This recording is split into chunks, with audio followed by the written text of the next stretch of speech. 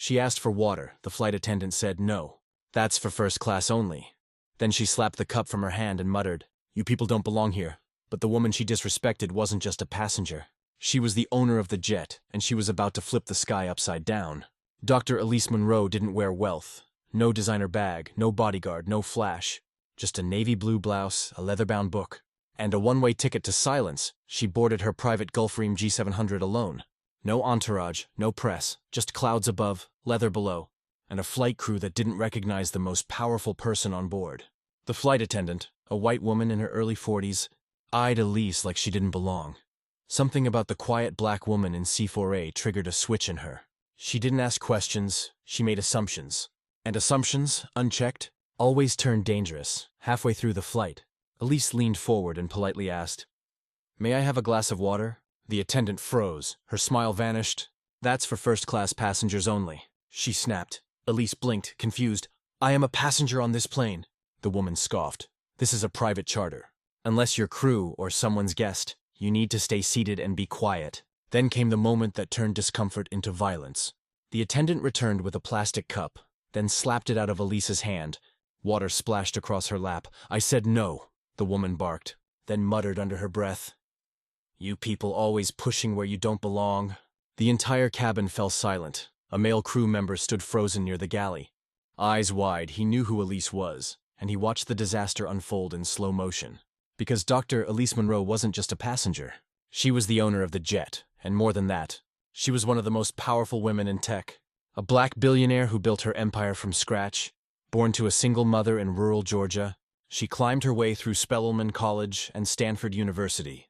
By 27, she'd launched her first fintech startup. By 39, she was orchestrating billion-dollar mergers. Quietly, strategically, unapologetically. The Gulfstream G700 had been one of her first major acquisitions. A symbol of freedom, legacy, and control. Not for showing off, for moving in silence until now. Elise didn't raise her voice, didn't react. She simply stood, water soaking through her silk trousers, and walked to the front of the cabin. The captain had just emerged from the cockpit. "Excuse me," she said calmly. "I need to speak to the crew." The captain turned, then froze. Recognition hit like a brick wall. He'd flown her before, knew her name, knew her power. "Yes, Dr. Monroe," he said instantly. "Gathering them now." The crew assembled. The flight attendant who spilled the water stood stiff, arms crossed, unaware that she'd just set her own career on fire. Elise turned toward her, eyes steady, tone cold. "You work on my aircraft, I sign your paychecks, and what you just did is going to follow you far beyond this flight." The young male attendant lowered his gaze. The captain didn't say a word. Elise didn't scream, she didn't lecture. She simply returned to her seat, opened her book, and let the air thicken with consequence.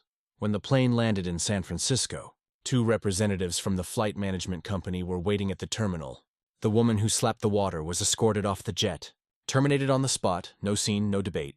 The company issued a private apology and launched a new racial bias retraining program.